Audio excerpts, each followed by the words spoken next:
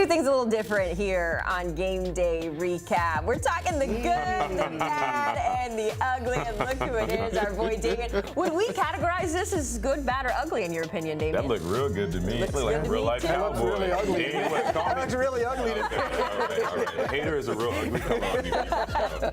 Look like Dame Dutton right there. Okay, all right. So Dame's looking good, feeling good as we welcome you back to Game Day Recap. We're going to get into the good first, the good of what we saw today. And I want to start with what's been a real good feel-good story, I think, in Indianapolis. The Colts have surprised a lot of people. Shout out to Daniel Jones for kind of blocking out the noise and leading this team to victory. I will say it came against a Titans team that's still trying to find its identity. But Dame, when we look at what was good for the Colts, what do you think? Well, I know we're going to give a lot of love and praise to Daniel Jones about how he's playing.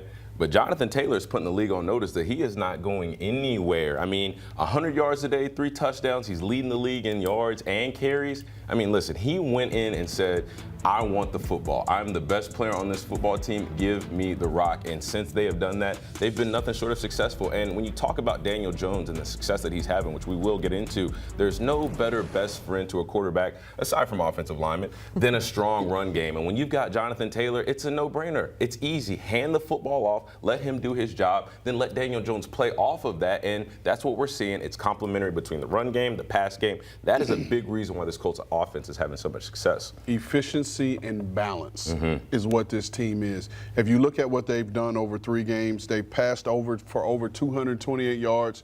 Over that passing every game, they're averaging 153 yards per game on the ground. That's balance, right? And that makes defenses play you honest. You can't try to tee off because you're understanding what they're trying to do or you're playing tendencies.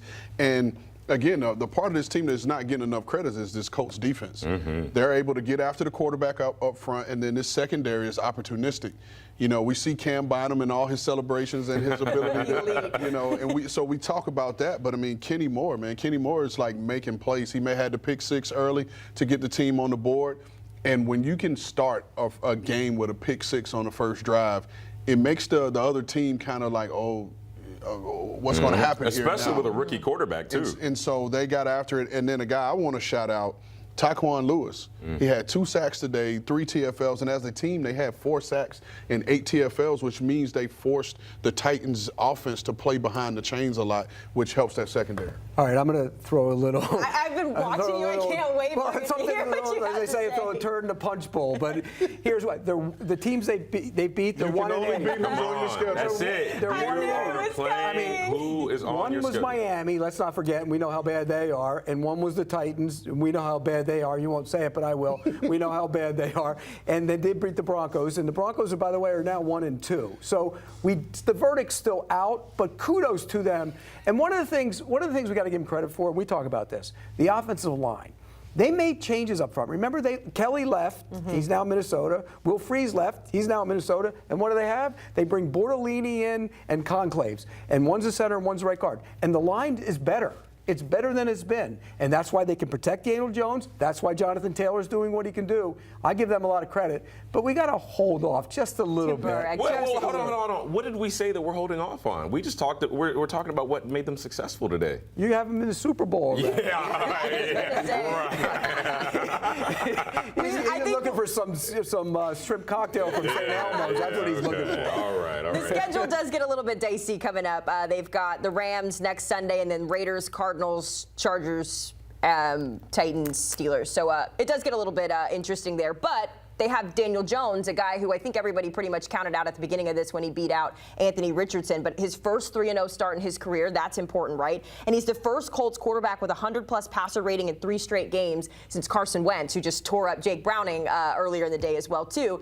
So, Rand, when you look at what Daniel Jones is being able to do, the narratives and all of that, how has he, I guess, changed people's perspective of how we have to talk about him? Well, I think he's making everyone take a step back and really take note of what was going on in New York. And we talked about it last week. This team is the best team he's ever been on. And he is not the focal point of the team. And sometimes, no matter where you take these quarterbacks, where you take them number 1, number 51, or number 251, all these quarterbacks, they need good players around them. And so now I hope it makes the league realize that you have to give these quarterbacks chances to mature and develop, because we put so much pressure on this position, and particularly these young guys that are coming from these systems that are not necessarily pro-friendly. And so now we've seen it year after year now, Sam Darnold and Baker Mayfield and Geno Smith, and now through 3 games. That's what I was going to say. Through 3 games. You said we can't have any stats that matter until week 4. Now we're 3 games in. What I will say is this, and saying it tongue in cheek, I agree with Pete. We can't crown them just yet. However, you can only beat who's on your schedule. You're not in control of what they've done before you. You just know when 12 o'clock, 1 o'clock, whatever the time frame of the game hits, you can only play the people that are across from you, whether they're injured or whatever the case may be.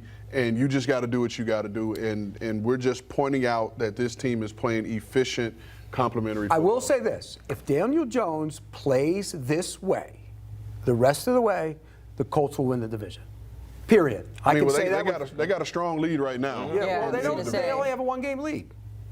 Oh, I didn't mean to say anything negative about Jacksonville. Well, I'm just saying they got a 1-game lead. That's the reality of it. Listen, I would have backed up Ram for a second, because Pete, you're going down a road that we don't even really want to go down.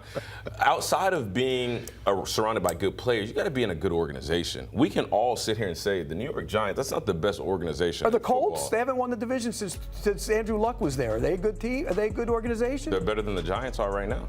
But they haven't won the division since Andrew Luck was there. Think about it. Well, listen, I know this. Daniel Jones is doing much better in Indianapolis than he was doing in the New York Giants. He's got better players around him. It seems like he's in a better system. It's a better all-around sense of togetherness from this team than what he saw in New York. So we're not ready to crown Daniel Jones MVP just yet. No, but he is leading but we the will league wait in and see. QBR. Yes, and we will. Big test, like I mentioned, they're taking on the Rams next week, so that'll be a good test as well. Another quarterback who kind of surprised everybody was Marcus Mariota today. He trucked his head coach en route to picking up a big win. I hope Dan Quinn is okay there. But when we think about Washington, guys, kind of got a little jump scary. There's the play right there where Mariota goes right into Dan Quinn. I'm not going to lie. The way Dan Quinn's head snapped back, he should have been in the blue tent. Falcons Dan Quinn would have got out of the way of that, by the way. Hey, but how gritty does he look as your head coach? Got the blood coming down his face. In the post-game press conference, he's sitting in the post-game, and, he's giving his opening statement there, and the first question, of course, he's asked is, how are you feeling? And he's like, it's just part of the game. Like, come on, Dan. I love it. Yeah. But listen, if you're the Commanders with no Jayden Daniels, 400 yards of offense, you got to be excited, and you have to know, again, they had something cooking last year. They made it all the way to the to the NFC Championship. Well, if you can put up 400 yards with Marcus Mariota, your offense is in pretty good shape. I mean, Terry McLaurin played well. You got a lot of good efforts from a lot of guys. Most important thing about Marcus Mariota, more so than completions, touchdowns, anything, 0 interceptions. I think the big thing that we don't talk about enough, and not saying that Marcus Mariota is Jayden Daniels, but similar skill set. Yes. And that being said, that doesn't alter too much how Cliff Kingsbury can call a football game, right? And I know, Pete, just bear with me, another running back stat. They had 201 yards rushing today. That's a team stat. But I'll build with you here because Washington 5.69 rush yards per attempt. That's first in the NFL. So I got you. Yeah, I mean, they're running the ball. I'm okay with running the ball. I'm okay. I just you let a guy run it for 4 years. Why?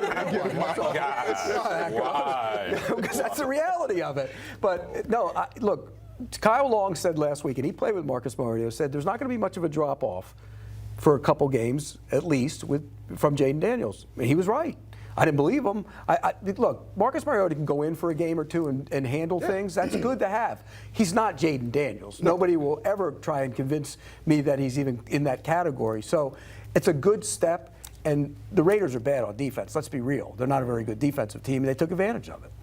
What do you think about, I guess, going forward here? Because they were so impressive last year, right? And they made it all the way to the NFC Championship game. Jayden Daniels kind of backed up there. How far can this team go based on the potential you've seen so far? Well, they got to learn how to go on the road and beat a good team, a good defense like the Green Bay. They did nothing. I mean, they got handled in that game. They have to go out and learn how to win those games. And if they can't, look, once Daniels comes back, the whole thing is open again. They're a different team. All right. Well, speaking of Green Bay, that is where we are headed next. Got to hit a break here on Game Day Recap. Not the result I think a lot of people were expecting here. The Packers picking up their first L to the Browns. We'll hear from Micah Parsons after the break.